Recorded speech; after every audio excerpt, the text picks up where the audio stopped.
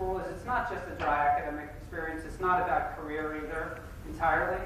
It's also about developing friendships, getting to know your classmates well, and building that professional network, which will really help you succeed throughout your career. So this is my first year study group. From your left to the right is Alex, Yarek, Julie, and Nitin. As I was telling some people, Nitin is from India. He worked for the CBI before coming to Tuck. He's a great guy. Bundle of fun. This guy could last forever. No, just kidding. The CBI. But you know, it was a great. The study group is a really important part of your Tuck experience. They're some of your best friends, naturally. They're some of the first people you meet on campus. You go through all the very difficult assignments of the first year core curriculum with them. And you really have to work together as a team, leveraging each other's strengths. My strength was in finance. Alex's strength was in, he was a consultant before. Yarek had worked in investment banking as well. Julie had actually worked as a political analyst. And Nitin, of course, had experience fighting crime for the CBI. So we each contributed different things to the projects that we worked on. We got to know each other really well as a result, and had a great time together. You know, second year I actually shared a house with Julie. Alex was one of my best friends. Yarek I spent time with in New York last week, and Nitin I called a number of times before to see how he's doing at McKinsey. And this is a picture from the section dinner. Your section is the next largest group of people. So your study group is a group of 5. Your section is a group of 60. And those 60 people, you know, are your family when you come to Tuck, the first family that you have. Later, your experience encompasses all of Tuck, and everyone in your class becomes your family. But initially, those 60 people in your section, of which only a few are represented here, are some of the most important people at Tuck. And this is from the section dinner we had. There was a nice welcome dinner where second years cooked us dinner and hosted us in their home. And we all got to know each other on a very informal basis and had a good time. So second year, you naturally break into some smaller groups again. You no longer have the sections to rely on, but you have all the relationships that you built from the first year. And these are my roommates. We're at a party. The theme of the party was a dinner party, and everything at the dinner was made from bananas. So we're all wearing yellow. And, you know, it was a really fun dinner, just a great way to get together and relax and have fun and take some time away from the studies. The second year gives you the opportunity to take a little more time. It's not as insanely paced as the first year. First year is very rigorous. You're learning so many things. There's so much to do. Second year is a little slower, fortunately. And this is the house that we lived in second year. You know, Vermont and New Hampshire are beautiful. Tuck is on the border of Vermont and New Hampshire. Our house was actually in Vermont, across the river. Hanover, New Hampshire is where Tuck is located. But, you know, it's a unique opportunity. Never in your life are you going to live in a house like this again until you're 40 and incredibly rich and this is your second home, right? So, you know, at our age, though, at 26, 27, 28, 30, whatever, you know, 32, it's a great place to live. And I talked a little bit about raising kids. I mean, it's an incredible environment for kids to live in as well. If you're an outdoorsman as well, there's an incredible amount of hiking and cycling and winter sports, skiing, if you're interested in that. I'll talk a little bit more about that later. But our house actually had a name. It was called the Skybox. And, you know, really fun place to be. Quite affordable. So $750 per month US. Individual. But it's, you know, it's not bad. In Boston, I pay $2,500 a month, and the house isn't nearly as nice. So the other thing that Tuck offers is a lot of activities and sports. And forgive me, I don't have all my pictures. You know, I'm missing some of my pictures from first year, so it's only kind of a sampling of my experience. But on the activities front, there are a number of clubs that you can join. I mentioned, you know, the cricket club for one. There's also societies that are dedicated to wine appreciation. There's a society dedicated to whiskey appreciation.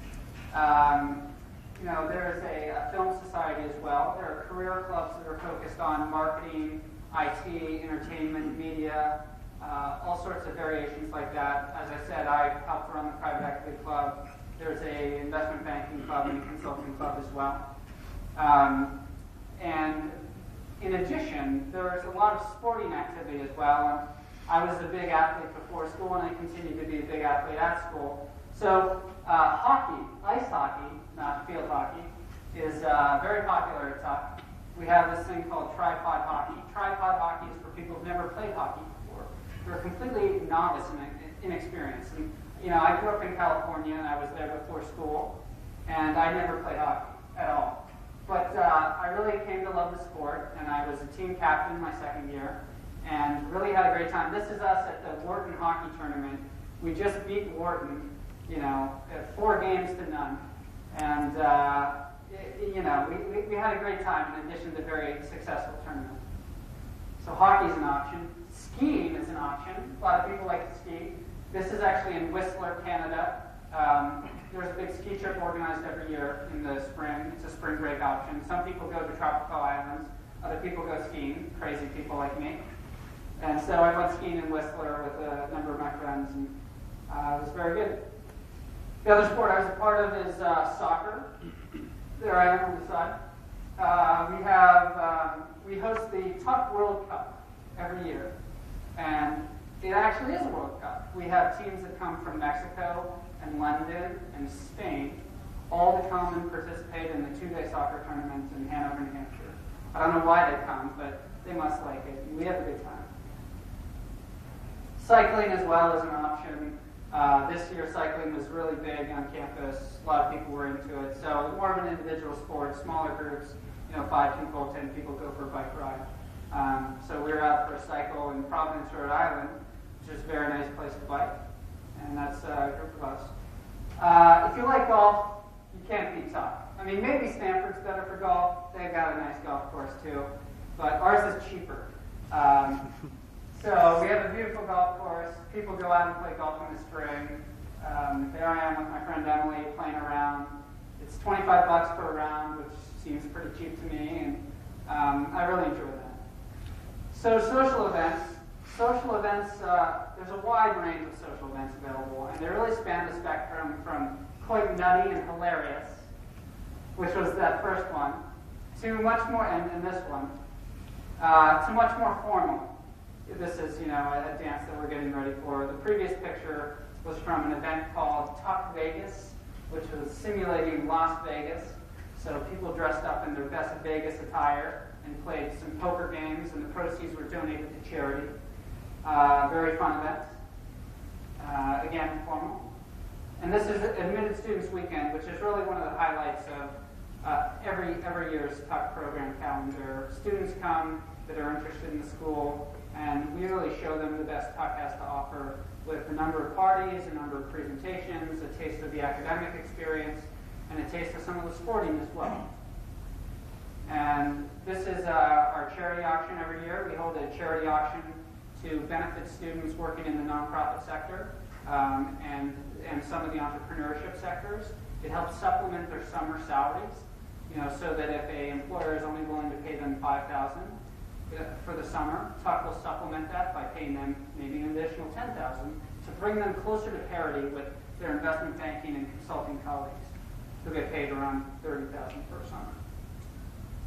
And finally, there are a lot of much more informal events, opportunities to just hang out with friends, have dinner in local spots. This is at the local sushi place in Tuck. There's Japanese restaurants, Italian restaurants. There's actually a couple Indian restaurants as well, so you won't feel too homesick, although I'm not sure how good the food is. I've had better Indian food here. We'll say that. And finally, academics. I don't want to leave you with the impression that it's all fun and games. So I put together a really boring montage of all the presentations I worked on, or at least some of them. These are my first year presentations. I think the first thing that we did was this presentation in the decision science class, which is all about Excel modeling, trying to optimize a network for an airline. And so, the assignment was about capacity constraints and running an Excel model which would optimize revenue in that context. The next presentation that we had was about corporate finance and weighted average cost of capital. So the assignment was to come up with the appropriate cost of capital for Communications Satellite Corporation, which is a semi-fictional corporation. So, we did some of the work, and here's a little bit of the analysis, and, whatever, the right cost of capital was at 9.9%, something like that. I forget.